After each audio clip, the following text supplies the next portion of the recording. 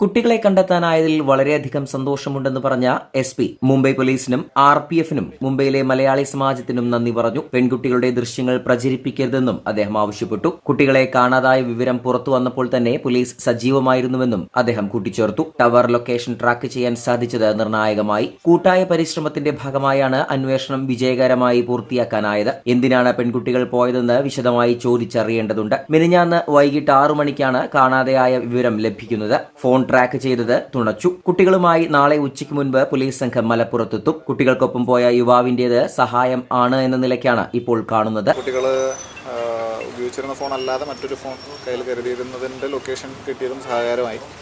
All together ഇന്നലെ ഒരു mid നൈറ്റോടുകൂടിയാണ് അവർ pointed ആയിട്ടുള്ള കാര്യങ്ങൾ കിട്ടി. മറ്റെല്ലാം മീഡിയയിൽ ഓൾറെഡി വന്നിട്ടുണ്ട്, അവർ പോയതും കാര്യങ്ങളെല്ലാം. എനിവേസ് ഒരു ഗ്രൂപ്പ് എഫേർട്ട് ആയിരുന്നു. അതിൽ മുംബൈയിലെ മലയാളി സമാജം നല്ല രീതിയിൽ സപ്പോർട്ട് ചെയ്തിട്ടുണ്ട്. മുംബൈ പോലീസിലെ പേരറിയുന്നതും അറിയാത്തതായിട്ടുള്ള ഒരുപാട് ഓഫീസർമാരായിട്ട് നമ്മൾ കമ്മ്യൂണിക്കേറ്റ് ചെയ്തിട്ടുണ്ട്. അവരുടെ എല്ലാവരും സപ്പോർട്ട് ഉണ്ടായിരുന്നു. And of course media took it up really well. ഇപ്പം എൻ്റെ പോലീസ് ടീം, എൻ്റെ SIM ടീമും അവരൊരു ഹാഫ് ആൻ അവർ 45 മിനിറ്റ്സിൽ അവരിൽ അടുത്തെത്തും. ഇന്നൊരു ഈവനിങ്ങിൽ തിരിച്ച് ഫ്ലൈറ്റ് അവൈലബിലിറ്റി പരിമിതമാണ്.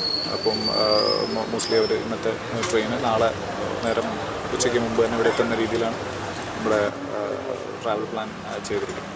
കുട്ടികൾ വന്നിട്ട് ബാക്കി കാര്യങ്ങൾ വിശദമായി ചോദിച്ചറിയാമെന്നും അദ്ദേഹം വ്യക്തമാക്കി. കുട്ടികൾക്കും രക്ഷിതാക്കൾക്കും കാര്യമായ കൌൺസിലിംഗ് നൽകണം. കുട്ടികളെ സുരക്ഷിതമായി കണ്ടെത്താൻ മുംബൈയിലെ സ്വന്തം ബാച്ച്മേറ്റ്സിനെയൊക്കെ വിളിച്ച് SP സഹായം തേടിയിരുന്നു. മുംബൈ ഒരു മഹാനഗരമാണ്. അവിടെ ഒരാളെ കാണാതായാൽ കണ്ടെത്തുക അത്ര എളുപ്പമല്ല. ഈ ദൌത്യം വിജയകരമായി പൂർത്തിയാക്കാനായത് മാധ്യമങ്ങളുടെ അടക്കം മികച്ച ഇടപെടൽ കൊണ്ടാണ്, SP പറഞ്ഞു. കുട്ടികളുടെ യാത്രാ ലക്ഷ്യം എങ്ങോട്ടാണെന്ന് അവരോട് തന്നെ ചോദിച്ചു മനസ്സിലാക്കണം. അവരുടെ കയ്യിൽ എങ്ങനെ ഇത്ര പണം വന്നു എന്നതും തിരക്കണം. കുട്ടികൾ വന്നാൽ ആദ്യം കോടതിയിൽ ഹാജരാക്കും. യുവാവിനെ പെൺകുട്ടികൾ എങ്ങനെ പരിചയപ്പെട്ടു എന്നും കണ്ടെത്തണം. ഇയാൾക്ക് നിലവിൽ ക്രിമിനൽ പശ്ചാത്തലം ഇല്ലെന്നും SP പറഞ്ഞു.